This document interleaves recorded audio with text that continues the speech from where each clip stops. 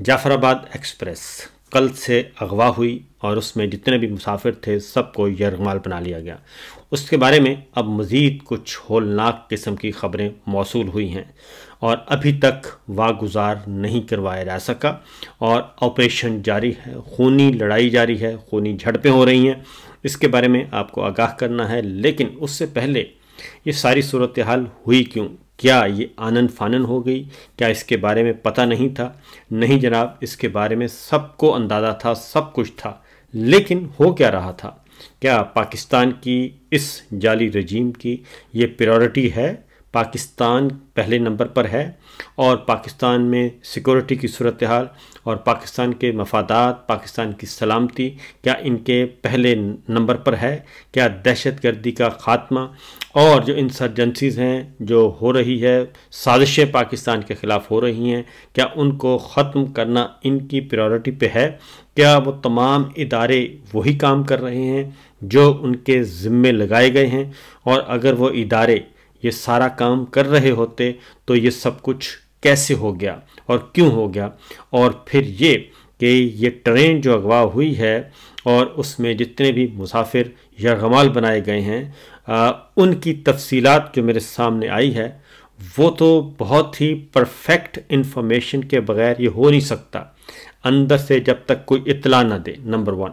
Number 2, अगर ये इतनी वीआईपी मूवमेंट थी और इस ट्रेन में इस कदर ज़्यादा हमारे फ़ौजी जवान, एफसी के लोग और सिक्योरिटी फोर्सेस के लोग, हमारे इंटेलिजेंस इदारों के लोग, उनकी फैमिली, अफसर मौजूद थे, तो फिर इसको सिक्योर क्यों नहीं किया गया? ये सिक्योरिटी की ज़िम्मेदारी किसकी थी?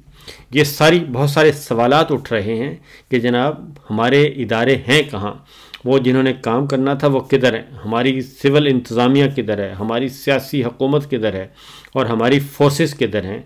और जबकि बलूचिस्तान इस वक्त टारगेट पे है और वो सी पैक वहाँ पे मौजूद है। सी पैक का अहम तरीन रूट है। ग्वादर एयरपोर्ट अभी कुछ अर्सा पहले ही उसकी ओपनिंग हुई है और फिर ये इस तिजारती गुजरगाह से बहुत कुछ होना है। फिर वहाँ पे हमारी मादनियात हैं, रेकोडिक है और ज़ेर ज़मीन बेशुमार वसाइल हैं, उन सब की हिफाजत। तो ये सारे के सारे सवालात उठ रहे हैं। लेकिन उससे पहले मैं आपको ये कहूँगा कि हमारे इदारे क्या कर रहे हैं, पहले ज़रा वो सुन लीजिए। हमारे इदारों की प्रायोरिटी क्या है? हमारे इदारों की प्रायोरिटी है कि तौहीन राजकुमारी उसका तहफ़्फ़ुज़ किया जाए, कि तौहीन राजकुमारी नहीं होनी चाहिए।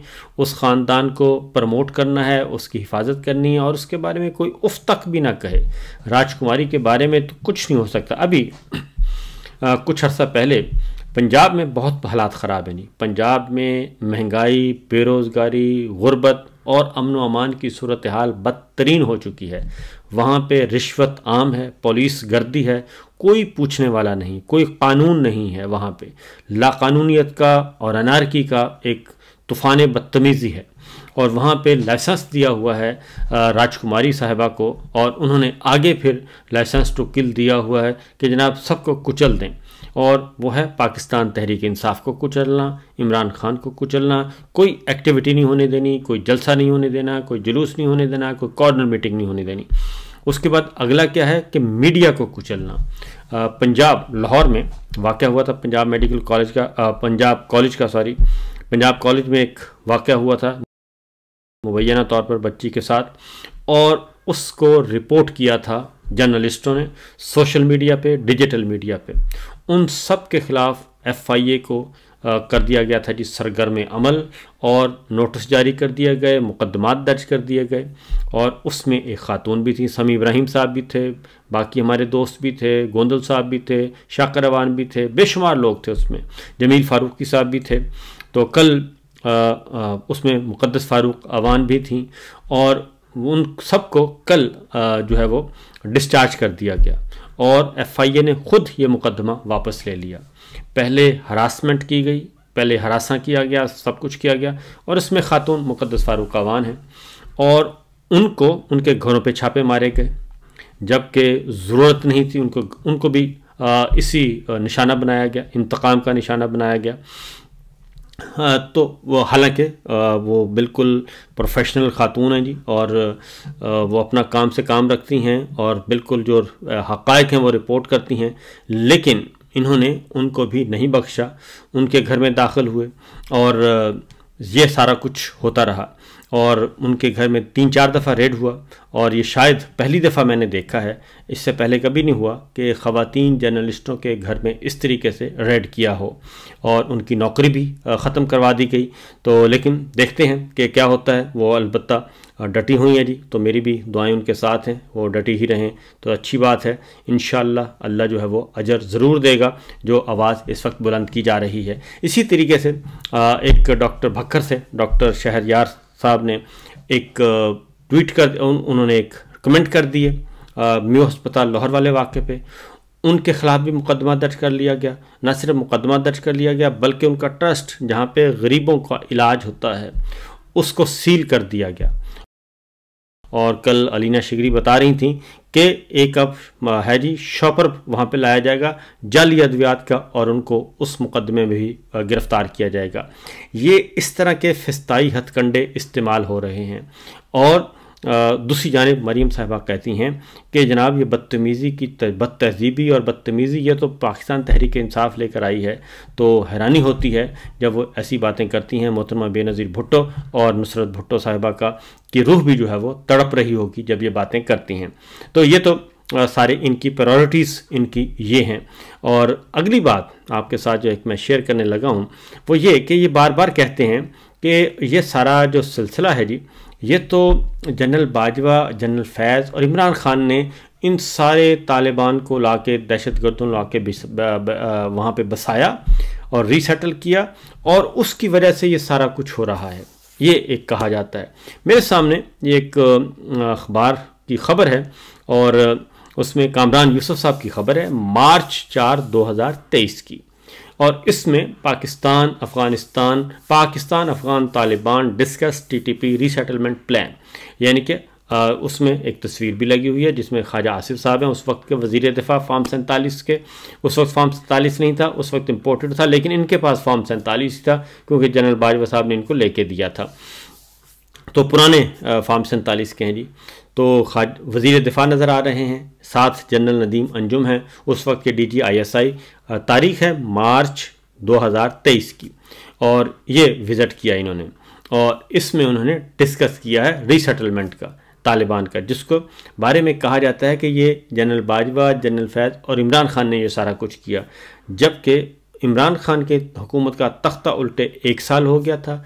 जनरल बाजवा भी जा चुके थे, जनरल फैज़ भी जा चुके थे, दोनों रिटायर हो चुके थे और वज़ीर आज़म शहबाज शरीफ थे, army chief general Asim Munir साहब थे, वज़ीर दिफा Khwaja Sahab, DG ISI general Nadeem Anjum. और ये उस वक्त की ये तस्वीर और उस वक्त की खबर मेरे सामने है कि ये डिस्कस कर रहे थे। और Afghan interim government has asked Islamabad to bear the cost of the plans. और ये कामरान यूसुफ साहब की खबर, आज तक इसकी कोई तरदीद नहीं क्योंकि तस्वीर भी लगी हुई है।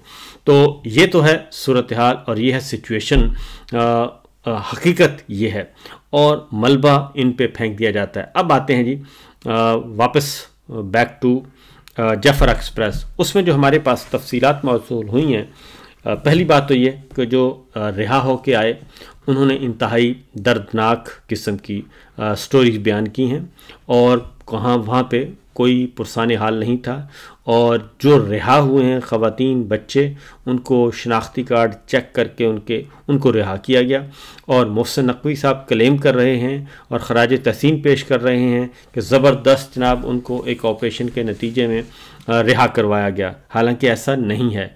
उन्होंने ख़ुद छोड़ा और उनका जी आप यहाँ से चले जाएं, नहीं जाएंगे तो फिर इस लड़ाई में आप भी मारे जाएंगे। और वो जो मैं सुन रहा था मुसाफिरों का उनकी गुफ्तगू, तो उन्होंने कहा जी हम ना इधर के थे ना उधर थे और एक तवील मुसाफत 4-4 घंटे की मुसाफत तय करके नालों से पहाड़ों से गुज़र के ज़ख्मी हालत में वो बेचारे पहुँचे किसी महफूज जगह पे। तो ये तो है वहाँ के जो रिहा होके आए हैं। अब मेरे पास एक लिस्ट है और उस लिस्ट में तमाम के तमाम फोर्सेस के जवान और अफसर की लिस्ट है और उसमें बाकायदा तौर पे आगे उनके मोबाइल नंबर दिए हुए हैं, वाउचर नंबर दिए हुए हैं, सीट टाइप बताई हुई है और मोस्टली इकोनॉमी बर्थ की पे थे जी। और अफसर एक मौजूद थे, उनकी अहलिया मौजूद हैं और कुछ लॉन्स नायक है, कुछ हवलदार हैं, कुछ सिपाही हैं, हमारे सारे जो कि सरहदों की हिफाजत करते हैं।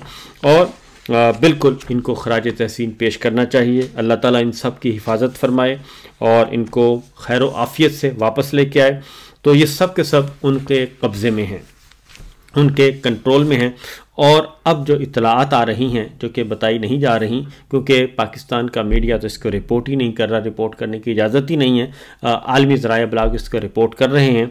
जो हमारे पास इतलात हैं वो मुतालबा कर रहेंगे, अब मुतालबा करेंगे, उनको साथ ले गए हैं और मुतालबा यही है कि जनाब आप हमारे जो गिरफ़्तार लोग हैं उनको रिहा करेंगे।